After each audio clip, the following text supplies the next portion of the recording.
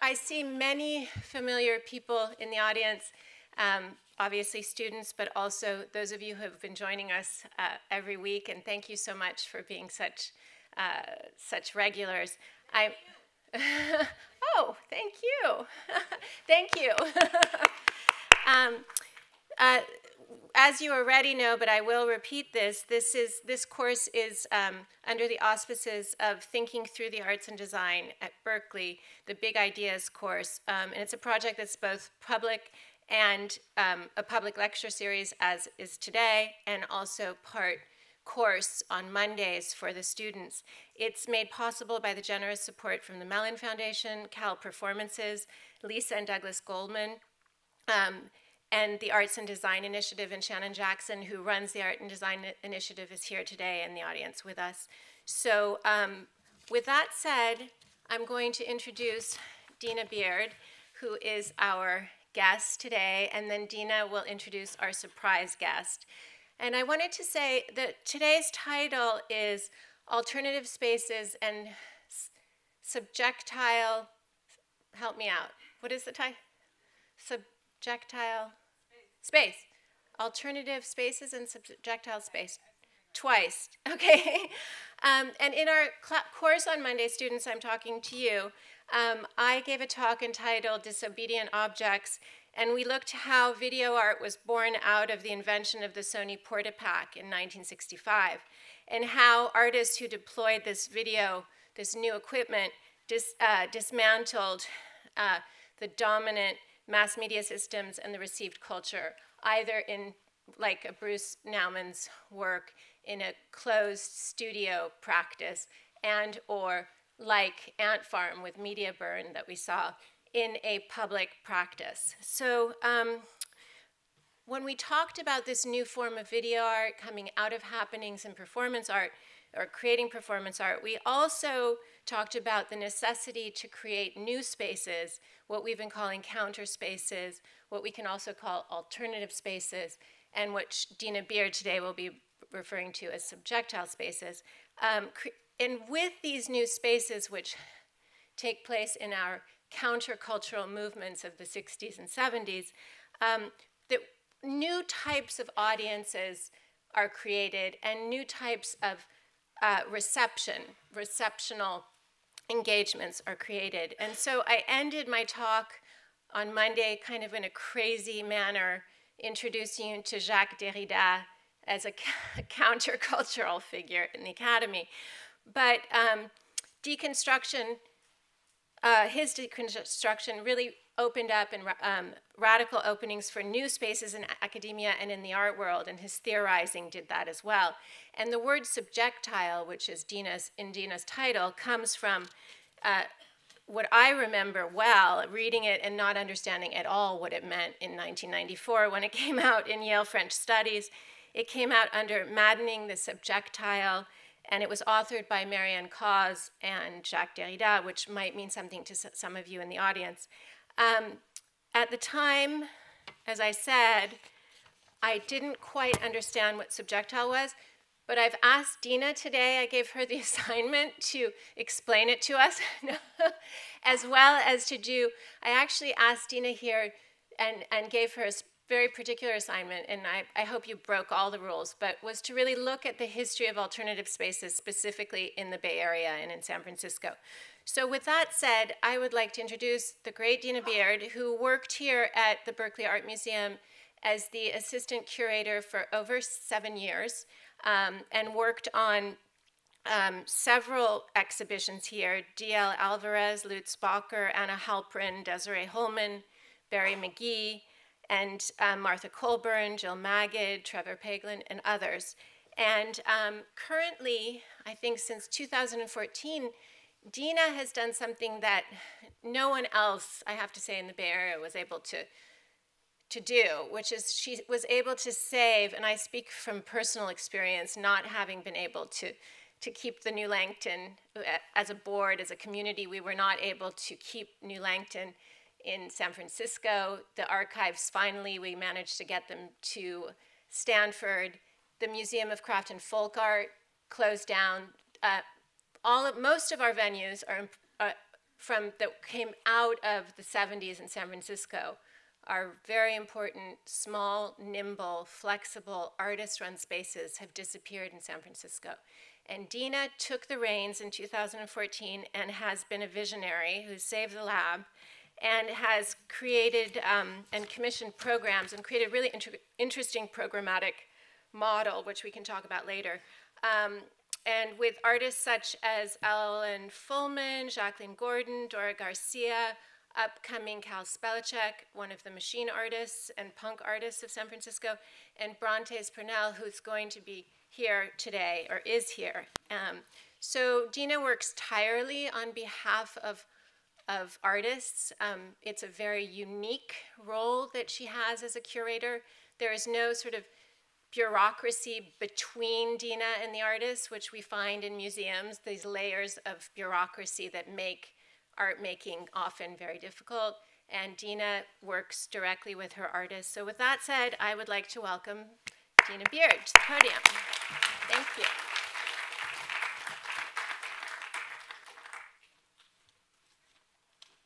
Hi, thanks for coming. We're going to try to find an auxiliary to auxiliary cable or something. This is magic. Work the magic. Thank you, Douglas. So we have brought, Natasha has kindly invited myself and the wonderful genius Brontez Purnell to perform before my less interesting talk. But I would like to introduce Brontez as a pivotal figure in not only our art scene here in the Bay Area, but I would say nationally, as far as like a punk rocker, a feminist, a kind of general like queer avant-garde thinker. And you've been doing such amazing projects, and you're doing a project at the American Realness Festival in New York, right? New York Live, okay. And that's called Chronic? A Dance About Marijuana. Yes. This all makes sense. So Brontez Purnell is the author of the cult zine Fag School, Cruising Diaries, the frontman, and is it Fag School or Cruising Diaries? Or they're both? They're both the same thing, okay. The frontman for the band, his band, The Younger Lovers, and the founder of the Brontez Purnell Dance Company. Formerly a dancer with Gravy Train, he has danced for Amara Smith, Keith Hennessy, Eric Coopers, Nina Hoft, and South African artist-choreographer Athipatra Rugra. Purnell has presented original dance works at the Berkeley Art Museum, the Counterpulse, Kunststoff Arts, the Lab, and others.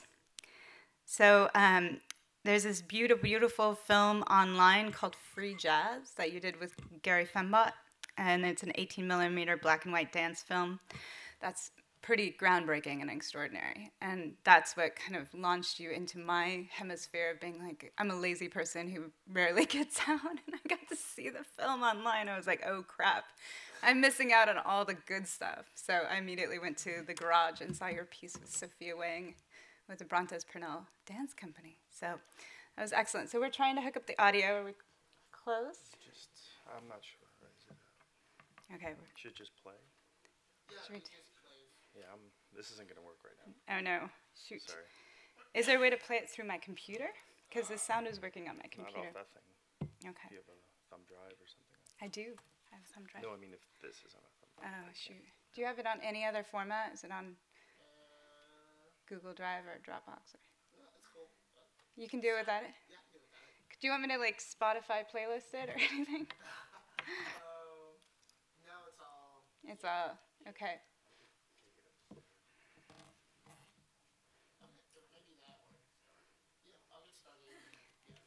Man, AV always sabotages cool performance art. So. I think performance art is sabotage. Cool AV.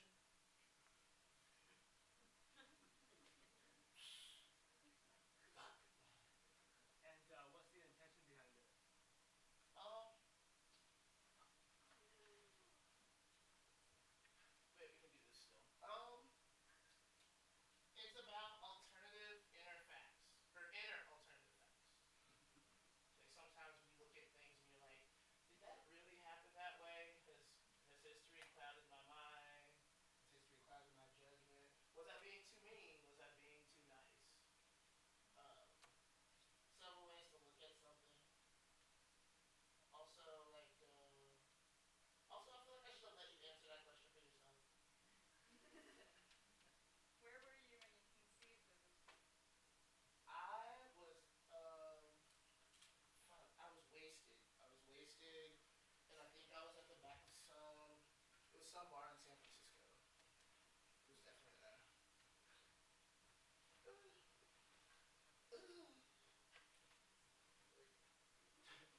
12 years of a theater degree and I can't tie a fucking knot. Jesus.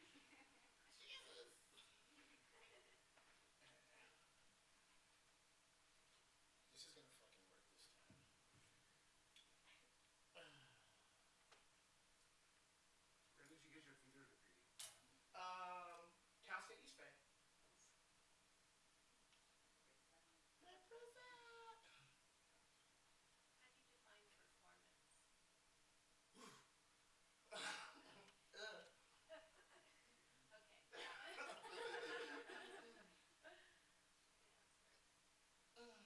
performance?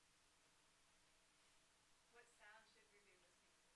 Okay, so I originally made this soundtrack where it's I call back to Alabama. I'm doing this project where I'm calling back to Alabama and calling like my aunts and my grandmother, and I'm recording the songs we used to sing in church because I went home and I noticed that we don't really sing them anymore. So there's a bunch of that. There's the text from James Baldwin, this short story called Previous Condition, War Memoir by Bob Kaufman. There's audio called Simplicity. There was this all-girl band in San Francisco in 1968 called the Ace of Cups. They were this amazing psychedelic band. I was just like, fuck the Grateful Dead. Like, you know what I'm saying? Like, what don't I know about this band? What else? Oh, there's an interview with this dancer, Ed Mock, who I'm doing a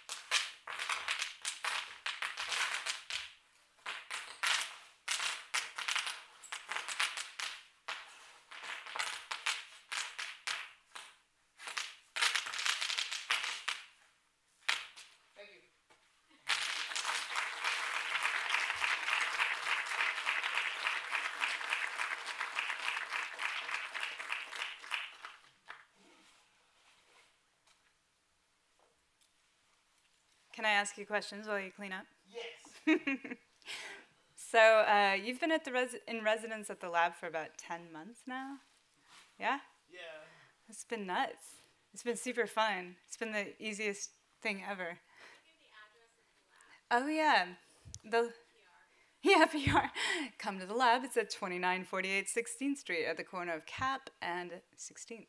Oh, the art show's there. The art shows? I mean, no, March 11th? Yeah, March 11th. Yeah.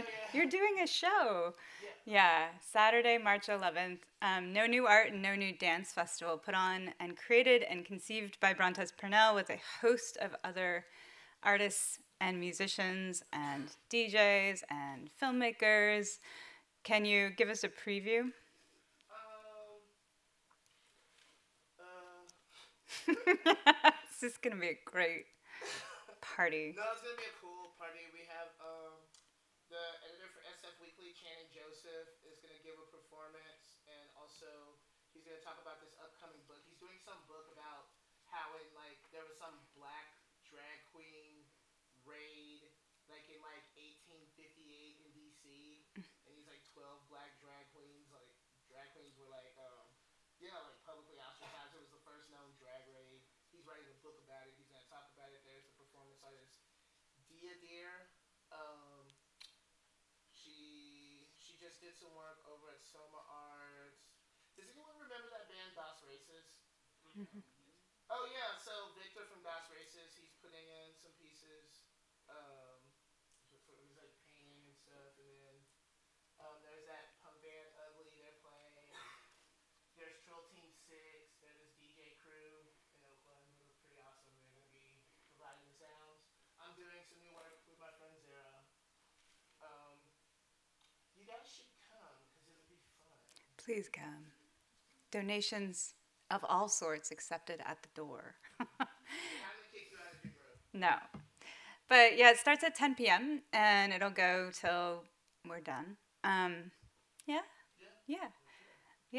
I mean, these kinds of environments and spaces, they're not, for me, they're the most serious kind. And I mean that absolutely, like, fully real. Like, we can put on a project or design, like, Brontez can work on a documentary for 2 years, but in the end, having these spaces where we all get together and show each other our work and kind of get to inhabit the space together, change it just by breathing and living and being in that space is crucial.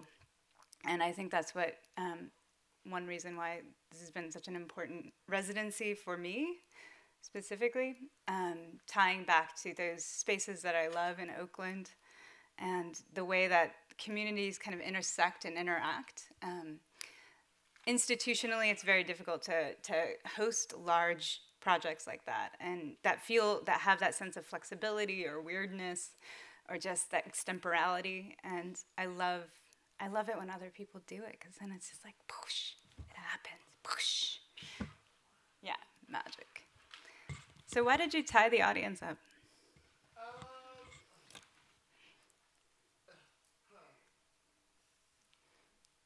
It seemed like a really good idea at the time, and also kind of, I get really nervous about just like being in front. Like, I used to be in this band where, like, we were just on stage, like, dancing, and, like, it's totally a different effect if you can, the different ways you can change an audience's focal point. And in dance, they taught me that people naturally will follow lines with their eyes, that we on the highway or whatever. So it would have been a totally different effect if I had brought the line this way too. Mm-hmm. That's nice. Yeah. What were the symbols on the paper? I was heavily involved in a lot of like folk dance, African dance, whatever. But this is a veve that came to me like in a dream one night. I know it means like a couple of different things too, but for me it's just kind of like it's like an expansion, like everything is everything. Yeah. It's wonderful.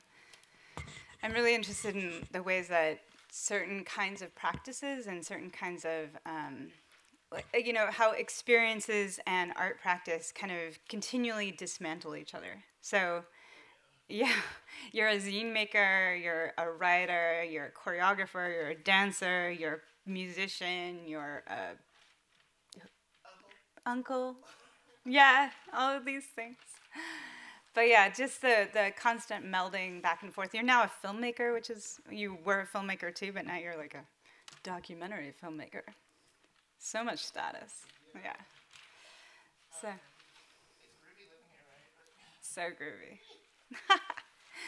Do you have any feedback for me in the process about the lab and what that's been like, or?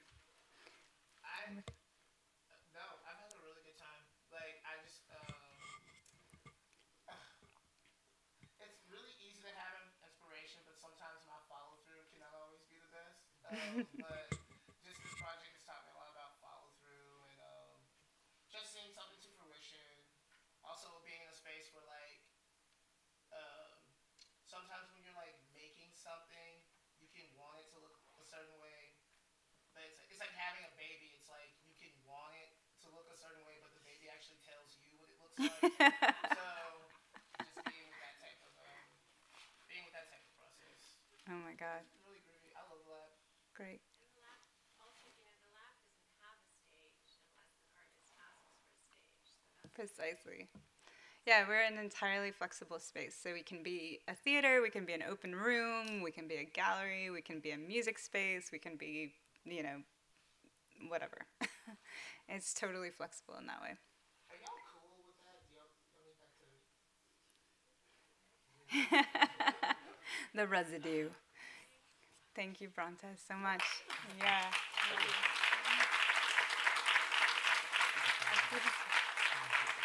The trail. Oh, I have your string. Actually, I'm gonna grab that from down there. From where? Oh yeah, the Douglas. If you have the iPod, whatever those things are called now. All right. So thanks all for coming. How late does this class go? I might have to cut this thing down. Till 1? 1:30. Okay. I think I can do this. Thank you to Natasha and to Michael Cohen for inviting us to this excellent course. What an incredible lineup of speakers. And I am here with you now speaking about precarity and creative labor, even while women in more than 50 countries go on strike from paid and unpaid labor. Last year, thousands of female employees across Iceland walked out of workplaces at 2:38 p.m. to strike against earning less income than men. The mass women's strike in Poland successfully protested against a near-total ban on abortion last year. Now we stand in solidarity with our sisters in Brazil, Peru, Kenya, and Argentina who refused the startling rates of femicide and extreme violence against women in their countries. We are all committed to weaving our bodies together in the streets and to opening up dialogues about paid and unpaid labor and to reconsider the conditions of everyday life in all parts of the world. There is a rally at Sproul Plaza today. I think it's going on now till 2 p.m., but later also at 5 p.m. in Oscar Grant Plaza. So I hope you can join me there. So when I first came to the Bay Area 9 years ago to work at the Berkeley Art Museum, where you are now, I was mesmerized by all the artistic activity happening in unsanctioned and liminal ways. It wasn't the type of activity that I'd found while getting my master's degree in the Art Institute of Chicago. It was irreverent, risky, and the stakes for artists always seemed to be high. At the museum, I learned the process of how to put on large exhibitions, the moving of valuable objects from one part of the world to another, of working with many intelligent people on deep multi-year research efforts, of the tracking of budgets and funders and patrons, of the archiving, the marketing, all of that. It was interesting, but it was also very safe. We built from an existing canon of knowledge, and conversely, we were protected by that canon. What seemed unsafe, but also very poignant, was the work that was happening in the alternative art spaces that kept popping up in unusual sites all around the Bay Area. I would get an invite on Facebook to visit someone's basement in the South Bay, a flyer during a studio visit for a warehouse show in West Oakland, or an artist would take me on a hike, and suddenly, voila, we would come across a performance piece happening on top of a hill. Going down this rabbit hole is always a bit confusing. The directions aren't always clear. I often don't know the people who are on the journey with me. The situation I find myself in feels a bit awkward and freaky. But the very precarity of these undertakings seems to lend them a tremendous amount of power. What I found here were marginalized artists who had figured out how to create alternatives to amplify their voice and to harness subordinated knowledge systems towards new frameworks of resistance. Precarity is a term that is used to talk about how we address and protect our bodily needs. Most people find themselves in more or less precarious situations at certain times in their lives. But there are some people whose lives will always be considered precarious, precisely because the current political and social order does not protect their bodies. In this way, precarity exposes the most fragile parts of our union, the cracks in the stable definitions that we give to ideas like democracy and humanity. If we were to focus on the power of that precarity, however, it would mean that we were invested in understanding how plants grow in the cracks between the concrete, how living things establish root systems that bond together, grow strong, and can soon allow a seemingly insurmountable obstacle to break apart entirely. Arthur Danto coined the term the art world to describe institutional approaches to art. The art world is thus concerned with configuring art's relationship to the state, to the public sphere, and to private capital. In the US, our major example of the contemporary art world is the New York Museum of Modern Art, a museum founded by 3 wealthy female patrons who are concerned with constantly redefining our understanding of art within the context of our present moment. Like most modernist institutions of that time, it was built top-down. A handful of experts, with the approval of patrons in the form of a board of directors, were given the right to define and negotiate what artworks were considered valuable and relevant in the current life of the public. The art world has produced story after story of artists producing work that somehow transcends his or her social and economic conditions. Consider the quote-unquote success stories given to us by dominant culture. Jean-Michel Basquiat, born to a Haitian father and a Puerto Rican mother, lived in poverty after running away from home. But eventually he was picked up by major New York galleries and was allowed to catapult out of his socioeconomic condition and into another. His artwork, of course, remained deeply ambivalent to those circumstances. Things did not end well, and Basquiat died of a heroin overdose at the age of 28.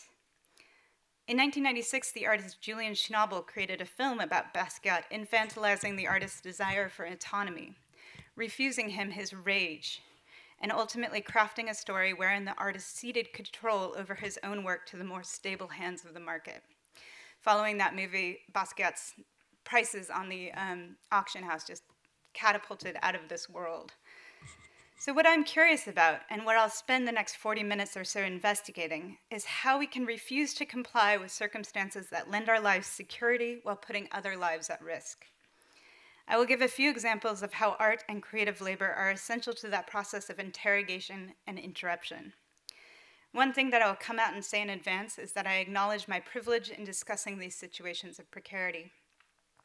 As a middle-class white woman, and with many thanks to the ongoing work of the women's movement and the labor movement, I have been given opportunities that lend my life stability and security. I acknowledge that this is not possible for thousands of members of our community, and likely many people in the audience today. This position of privilege puts me at risk of doing just what many of in the art world have done before me, romanticizing creative labor, and thus ratifying the vulnerable circumstances that put so many at risk. Instead, my goal is to understand creative labor as something that gives all of us agency, artist or not, and enables us to question ourselves, to question each other, and to imagine new forms of existence. I will also argue that this type of labor necessarily happens outside of the art world proper. It operates in what I call subjectile space, a space that actively rejects our attempts to normalize the circumstances by which we perceive the world. I'll talk more about that later. So how does precarity expose the fragility of our society, and how, conversely, does it work as a space to reconfigure agency and the political or philosophical self? I would say that art creates a space where a variety of ideas and postures can flex and interact with the material conditions of form. Countercultural art like this has flourished in alternative spaces in the Bay Area since before the founding of SFAI. Since we don't have all day, however, I'm going to take as my frame of reference the decade of the 1970s, which offer us, hundreds of examples of this as well. So I'm going to give a few of my favorites, and hopefully we can follow along on the screen up here.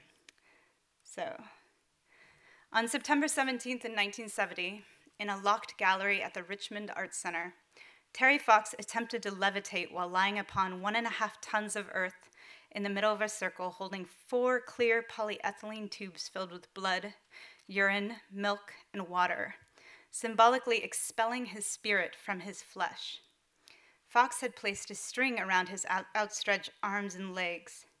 He remarked, "I wanted to create a space that was conducive to levitation. The first thing I did was to cover the 60 by 30 foot floor with white paper. The floor had been dark, but with the paper it became such a brilliant white that if you were at one end, it hurt your eyes to look at somebody standing at the other end. It was such a buoyant space that anyone in it was already walking on air. Then I laid down on a 1.5 tons of dirt taken from under a freeway in an 11.5 foot square. I used my body as a unit of measure for most of the elements in this piece.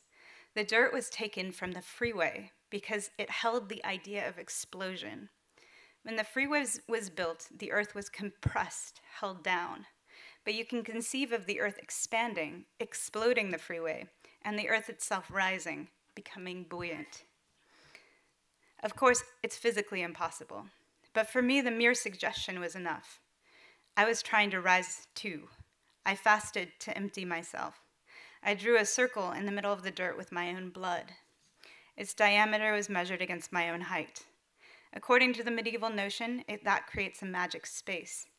Then I lay on my back in the middle of the circle, holding clear polyethylene tubes filled with blood, urine, milk, and water. They represented the elemental fluids that I was expelling from my body. I lay there for 6 hours with tubes in my hand, trying to levitate. The doors were locked. Nobody saw me. I didn't move a muscle. I didn't close my eyes. I tried not to change my focal point. I was trying to think about leaving the ground, and then I realized I should be thinking about entering the air. For me, that changed everything. It made it work.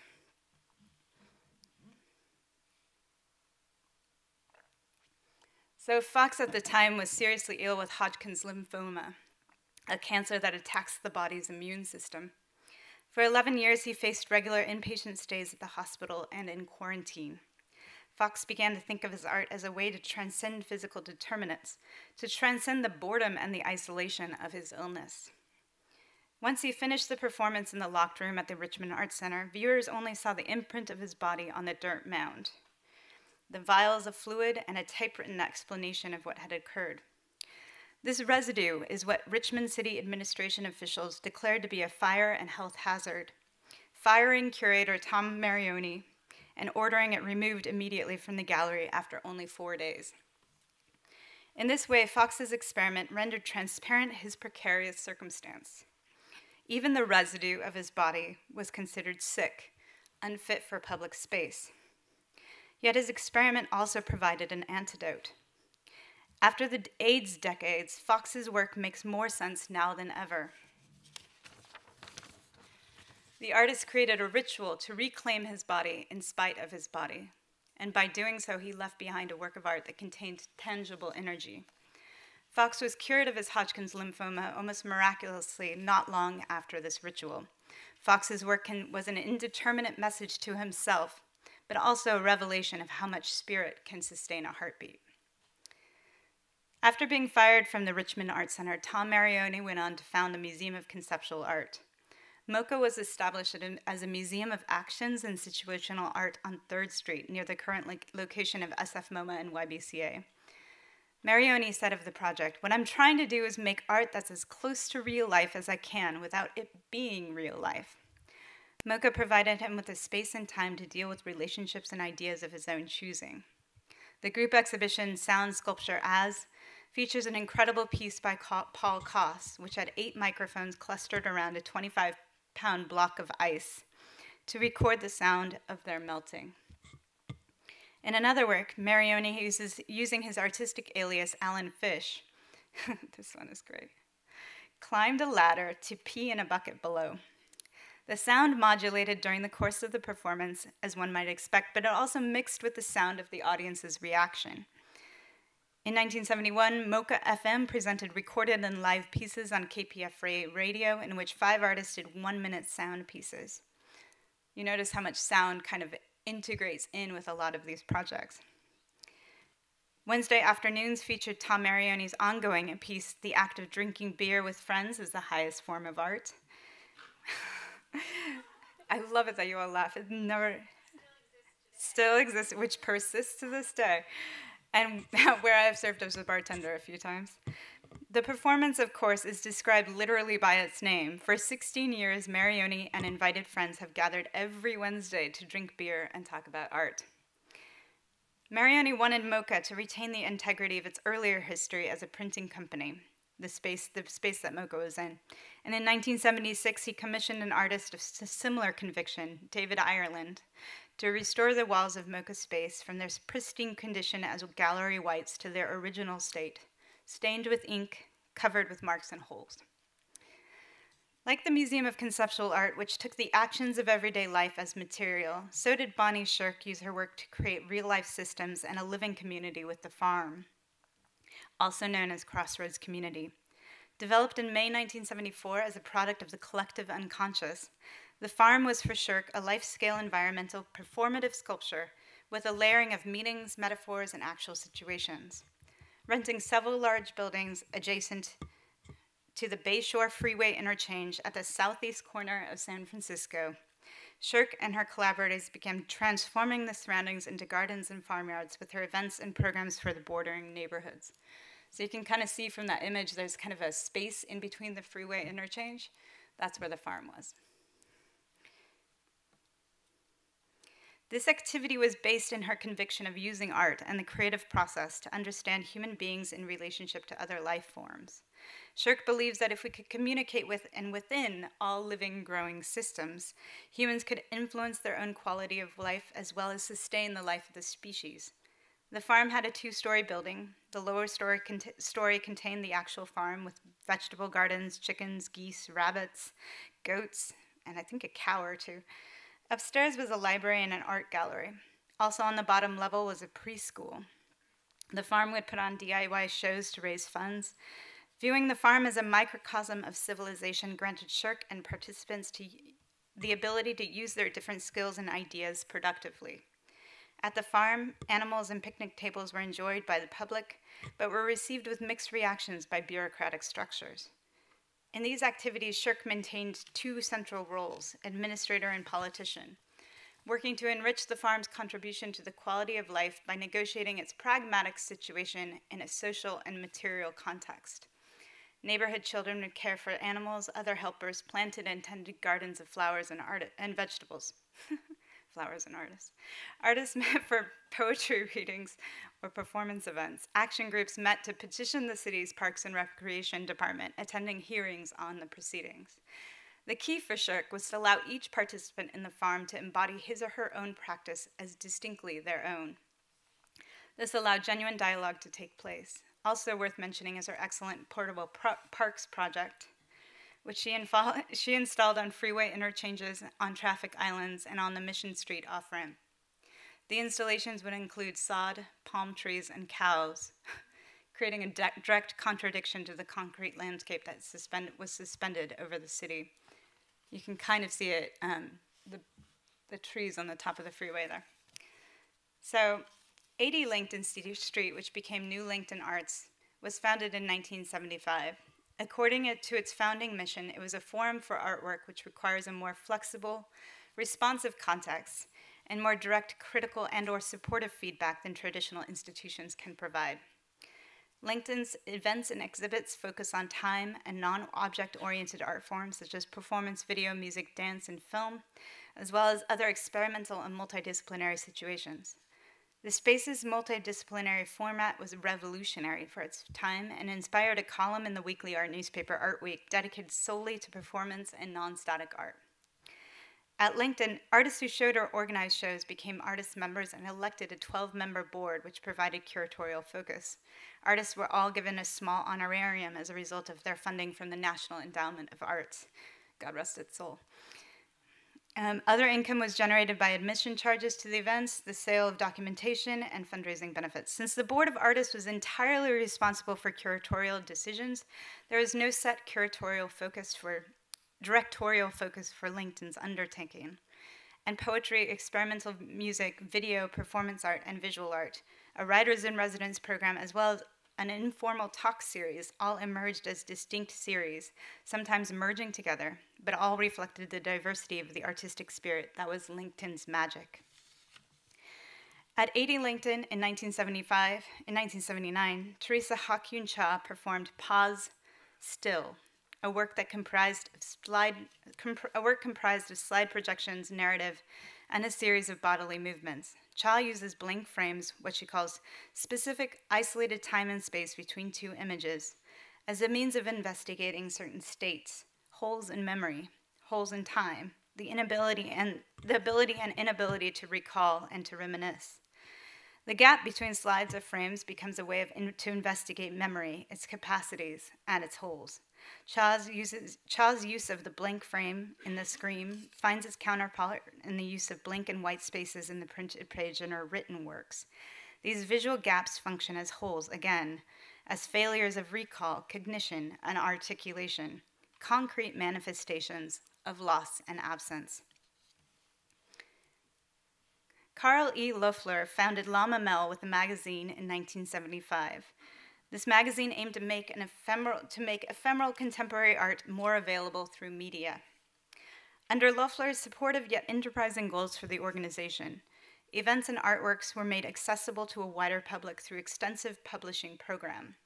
His strategies included a magazine, newspaper, video, and audio tapes by subscription, and even editioned rubber stamps. Issues of La Mamelle magazine featured art and writing from artistic and critic contributors with essays, interviews, and photographic documentation of exhibitions, and events. The La Mamelle Art Center gallery space opened in 1976 at 70 12th Street in San Francisco with an all-Xerox exhibition. La Mamelle remained active from 1975 to 1995, distributing, producing, and screening video, and eventually developing one of the first archives, economic strategies, and online distribution networks for media art. Okay, so one of my final example of countercultural art from the Bay Area may well be one of my favorites, and is also the nearest to our current locale. Sam's Cafe was opened in 1968 by artists Mark and Terry Kaiser and David Shire, in a former Greasy Spoon at 1918 University Avenue in Berkeley. It maintained operations through 1970. Actually, I think it was 1971, while Terry and David were students at Berkeley. Hundreds would come through the exhibitions like America is America Disposable, which simply displayed the vacuum-formed packaging of common hardware store items. The Rotting Food Show included instructions for making your own rotten food art. and the cafe often served its patrons rotten food as well as fecal matter. In 1971, the collective created Sam's Collection Agency, where they mailed false debt collection notices to 20,000 people. They demanded that each person who got a collection notice to send $76.40 to a return address that forwarded to the San Francisco Chronicles TV station. The notice listed the phone numbers of newspapers, TV stations, and the Bank of America, who were all flooded with more than 20,000 angry calls. The prank made front-page news. Later, Sam's Cafe revealed themselves at a press conference by handing out press kits that included vials of human excrement. This is a theme. They were subsequently arrested and indicted, but the case was dropped after a 2-day trial. The judge commented, "Well, if the expert says it's art, but please don't do that again." I love that. So it is in the practice of art that we throw questions against the lens of our everyday experiences and against the strangeness of form itself. What happens if you inundated the US Postal Service, the news media, and the major banks with angry calls all in one day? Of course, sometimes the form fights back. Antonin Artaud talks about subjectile space as a machine that breathes. Technically, the subjectile refers to the surrounding or the support for a work of art, a canvas, a theater's proscenium, the plate for an etching, a raw piece of drawing paper. Yet, Artaud and later the French philosopher Jacques Derrida thought of the subjectile as an active element in the production of art. The material conditions for the artwork make and unmake the artist's intention, becoming both subject and object of the artist's work. To reiterate, the subjectile is both the thing that performs the action, the subject, and also that which receives the action, the object. In this, it defies the rules of grammar, it is extralingual, and it is constantly in motion. When Artaud introduced the subjectile, he radically undermined the Cartesian binary of mind versus body, recalling an understanding of the self as both subject and object of its own experience. By creating a philosophical system presumptively authorized by science to govern human behavior and instrumentalizing the body as a machine of industry, Descartes dramatically accelerated Western society's obsession with creating laws, genres, and disciplines. Consider the following, which are analogous to this physical process. Breath moving erratically through vocal cords, as mine are now. Fingers pressing graphite onto paper. Feet pushing against the stage. A pickaxe stubbornly chipping away at marble. These are all actions against a support structure, against the substrates that allow for meaning, while at the same time not actually being meaningful. These substrates enable form to exist, but they themselves are only matter. They exist outside of language. They are unworldly. So as a phenomenological device, the subjectile allows us to investigate how we dismantle the forms that make up our world. However, whomever it is and whatever it is cannot be known. The subjectile is not part of our world. It's not a part of our world of meaningful signs and significations. This is why I think Artaud chose to give it a name that defies the laws of language. As Derrida says, it takes the place of the subject or the object being neither one nor the other. This is not just a narcissistic conflation, reflecting only the conditions of our individual will. Sorry, I'm gonna hack up. Like Artaud's theater of cruelty, subjectile space is profoundly political. Susan Sontag picked up on Artaud's theater as being thoroughly against a psychological order in which a single word is to compensate for innumerable gestures.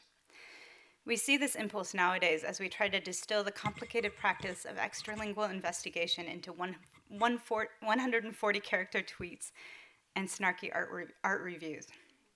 Instead, Artaud's theater more closely resembles the happenings of Alan Capro, the cinema of Antonioni, or the soundscapes of Marianne Amacher.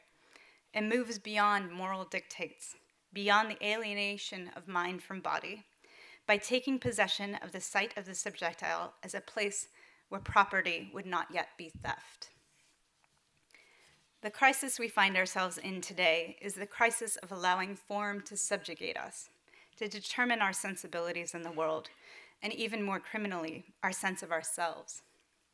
Resistance requires us to remain attuned to the pressures that resonate from beneath perceptual experience, below even the level of meaning, urging us to reconstitute our forms and to break open more fluid, non-hierarchical ways of signifying our experiences in the world. To quote Artaud, the subjectile is what has to be traversed, pierced, and penetrated in order to have done with the inert support of representation. The subjectile becomes a membrane, and the trajectory of what is thrown upon it should dynamize the skin by perforating it, traversing it, passing through it to the other side.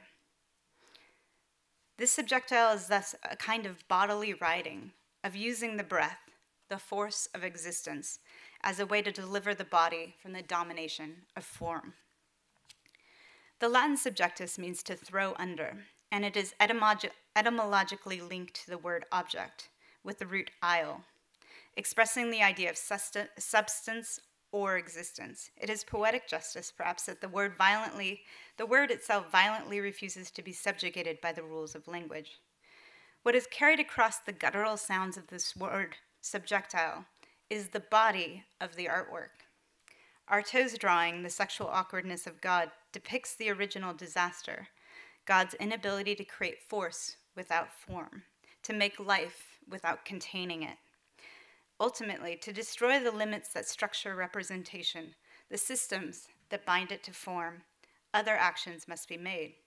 Rather than the self, it is the form that must be forced into subjugation. Derrida argues that the subjectile is like Plato's chora, a Greek word that means space or sight. Plato proposes the idea that the chora, sorry, this is really crazy. There we go. Oh no. Is it bothering you? It's very Artaud. Yeah, maybe that one's easier. No, we'll go back to Sam's Cafe. So the chora. Plato proposes that the chora rests between the sensible and the unintelligible, through which everything passes, but in which nothing is retained. For example, an image needs to be held by something, just as a mirror will hold a reflection. In turn, the subject needs to be held and communicated through something, and that thing is arguably the object. The subjectile can be considered in this context as a receptacle for the subject, but also a place outside the body where the subject comes into being. As a result, the spaces that engender the potential of art are transitional spaces. In these spaces, artists take hold of the abject, the resources at their disposal, and then wring from these resources more than they can possibly give. These abject spaces and supports are always already exposed to failure. They are clearly situated in the world, but also they exist outside of the world, impassive, and somehow robbed of agency. By extension, they also represent the conditions of the artist.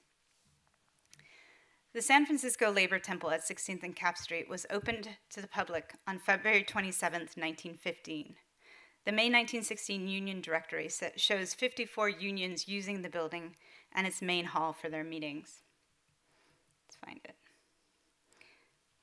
The bakers and bakery wagon drivers, the bindery women, blacksmiths, butchers, carriage and wagon workers, cigar makers, coopers, horseshoers, ice and milk wagon drivers, janitors, sailmakers, and tailors' unions all met at the Labor Temple with its large assembly hall and union offices. For the price of dues, workers also had access to state-of-the-art medical and dental facilities, a billiard room, reading rooms, a theater space, child's daycare, and a ladies' parlor. So you can kind of see in one of these images. So that's the Labor Temple, which is now called the Redstone Building. So on July 6, 1934, hundreds of workers gathered at the Assembly Hall to vote for a citywide general strike. 98% of businesses closed in the Bay Area in solidarity, and the success of the San Francisco general strike set off a wave of actions nationally that enabled the realization of the 8-hour workday and the standard minimum wage. However, as McCarthyism and individualism atomized the American populace in the 1950s, incriminating and threatening union members as communists, the Labor Temple began to lose tenants in droves. In 1968, the Labor Temple was officially decommissioned as a union meeting hall. Cynically, a state-run unemployment office swooped in to take up residence in the former meeting hall. They installed linoleum floors, dropped ceilings, and office walls, reducing the space from a place of assembly to one of compartmentalized governmental bureaucracy. The architecture of civic empowerment thus became the architecture of disenfranchisement. Eventually, they too left, and in 1994, a 10-year-old artist-run alternative space, The Lab, moved from its former 2-story building at Divisadero and Bush Street to 16th and Cap to become the newest occupant of the Labor Temple's former Union Meeting Hall. The Lab presented a vast range of performance, visual, film, sound, and related projects. The artist-run organization always had a punk ethos, and it wore its sagging, rotting armature, the sagging, rotting armature of the unemployment office as a badge of pride. Its only currency was refusal, and the literal refuse began to collect in corners. You can see some of it. Broken file cabinets, abandoned Xerox machines, and screen-printed protest signs from a decade prior were transformed into instruments and props for dissonant, assaultive, and sometimes intensely satisfying performances. Artaud's theater of cruelty made manifest. Refusal, however, can be its own stagnant form. Unpaid bills, noise complaints, and a rapidly diminishing artist population put the space constantly on the defensive. Finally, in 2013, the lab went dark. So I'm going to quote Artaud here. I should have it on the screen, but I don't. Let the Library of Alexandria burn. Above and outside the papyrus, there are forces. If we are deprived for some time of the faculty of finding these forces again, their energy will not be suppressed. And it is good that the two grand facilities disappear, and that forms fall into forgetfulness. The intensity of forms is only there to seduce and captivate a force, which, in music, inspires a heart-rending range of notes. Derrida always insists on this idea of force before form, a radical practice for philosophy of that time, and one that was clearly inspired by Artaud. Force, in Artaud's sense, reversed to the spurting forth of life against the inertia of form, the gush of breath, fire, air, spit, sound, intonation, thunder, detonation, bombardment, explosion, the primal missives of animal desire. In the Caves of Lascaux, Bataille said that the actual doing embodied the entire intention. The paintings transgress their paint, and they are bound to the force that compelled them into being. I'm going to skip that part. So eventually, I left my job at the Berkeley Art Museum and decided to make precarity and failure my primary dispensation. At the lab, I tried to build a machine that breathes.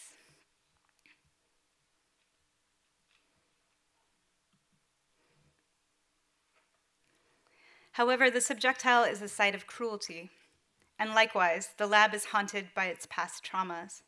Its history piles up as a screen that we must poke through, pull out, and strip to pieces. In fall of 2014, I began a process of excavation of the forces below the surface, pulling out these ghostly voices from the floors, ceilings, and walls of the space. The subjectile has always been subordinated, botched, neutralized, and effaced as a place of support. The lab was ready at hand, accessible, and yet robbed of its agency, inert to do anything but exhibit its own abjectness. It is that trace of failure that inscribes the scene that we find ourselves in now. Everything related to the domestication of art as a production of forms and objects has been stripped away, and the space, when it is free from the laws of art, from the standards of the institution, and definitely from my authority, stands raw in its subjectile potential. So when I reach out to artists to propose a residency at the lab, I explain to them that it will be a mutual experiment. The artist will have the freedom to try out new modes of working, and I will respond by shifting the lab's operating model entirely to meet those needs. In the likely case that there is friction between the operating model of the lab and the artist's project, both the artist and myself will publicly document how the work is scored over time, what decisions are made, and how the rules of the game are reconfigured project by project. This can be done through interviews, notes, budget revisions, and arguments live and unfolding on our website. Additionally, our website is fed live footage of the space, so there's a surveillance-like element to the project. As sort of a self-made police state, this conditional form should be challenged, played with, but never ignored. It is an ambivalent gesture. How do we, as artists, visitors, workers, reconcile notions of privacy, transparency, and mundane labor with our more ideological ideas about freedom? All visitors to the lab space will be complicit in this ongoing performance, defining its limits and its possibilities. As actors in this theater, we don't recite as, let me do this.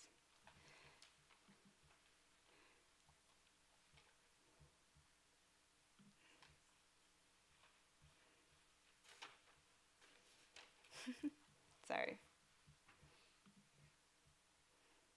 to show this last slide.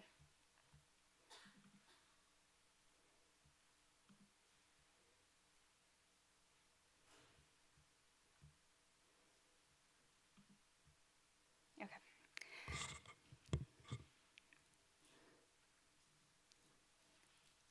So all visitors to the lab space will be complicit in this ongoing performance, defining its limits and its possibilities. As actors in this theater, we don't recite the story of the lab, but we enact always its coming into being. So I see my project here as twofold.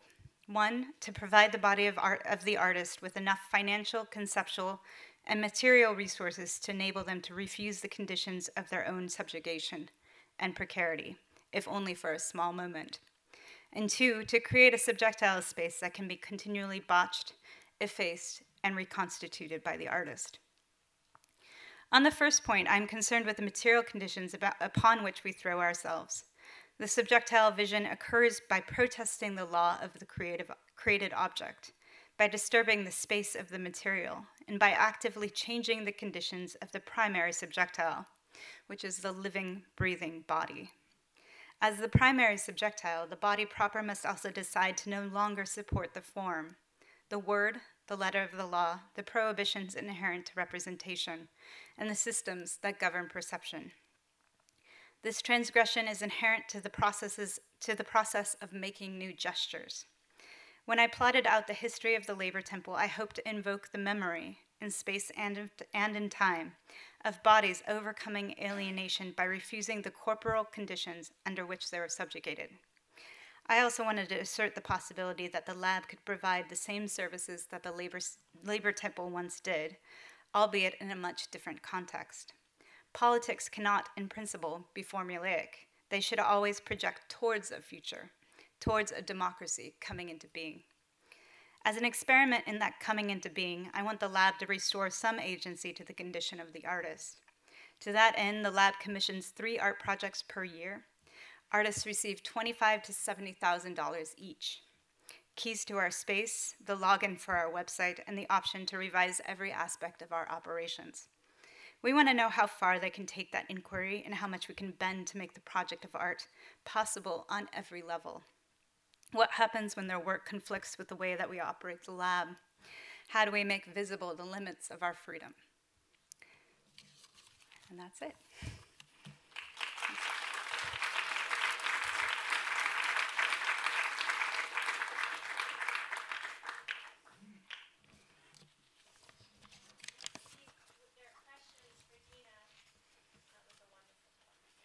Thank you so much.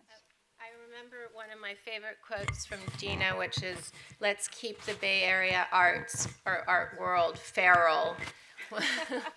And you can see in the work and the labor that Dena's doing now, and with looking back at these alternative art spaces, the work that has been done.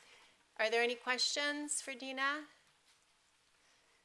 in the audience, students? Now that you've had 7 weeks of all sorts of interesting new models. I just want to ask a question on the finances, because the lab was completely informed and gone through a series of departments. What were you able to do to bring in funding and to take this to a different vision? Hustle. Yeah. No sleep. Yeah, we put, so we got the lab on installment plans with the IRS. We had a couple really massively successful fundraisers. And by massively successful, I mean in the lab's terms, which is $50,000. And then from there, I was able to get matching funds from foundations who provided us with emergency grants.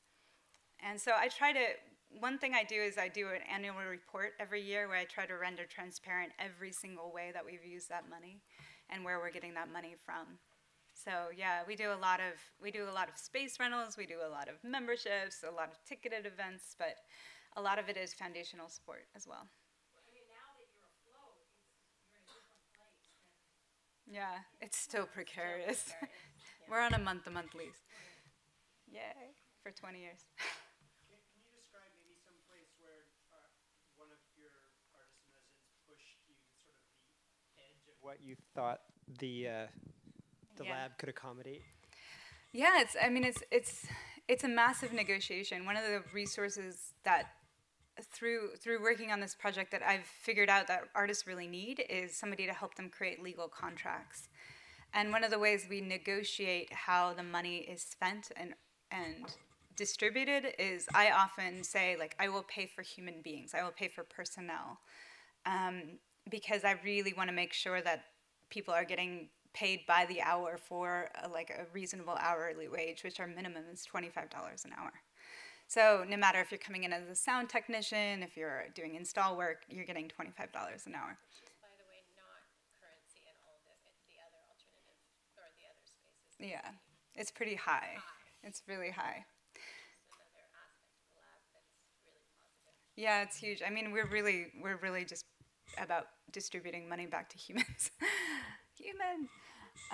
But the things that where this is kind of pushed back is when artists have they want to do, and this often happens, like with Brontez is inviting 40 artists to do a project in this space, and to pay all 40 artists, I had to come up with $4,000 because I have a $100 minimum on that. So it's been really interesting, trying to work out these negotiations with each artist. Jackie Gordon, for her project, asked us to cut down the security bars that were covering our windows, which were also put up by an artist, but I confirmed that they weren't actually in our project. And so we drilled off the security bars, which in the middle of the Mission District says something. It says, like, somehow we're safe now, we're secure, like gentrification, yay. But it's also was an ambivalent gesture because it's something that aesthetically she thought was very meaningful. It took that kind of the shadows that the light filled the space with weren't suddenly covered in bars. It kind of released it from that visual prison in that way. So yeah, there's a couple of things. I'm sure there'll be many more. Yeah, friction is real. Yeah. I think, any more questions? I was thinking in terms of if we could also help clean, and it's not clean up, but as part of the, continue the performance by collecting the materials that have been left in the audience and on the stage would be wonderful for anyone who has the time to help. And I would very much like to thank Dena and Brontez for a wonderful presentation. Thank you very much.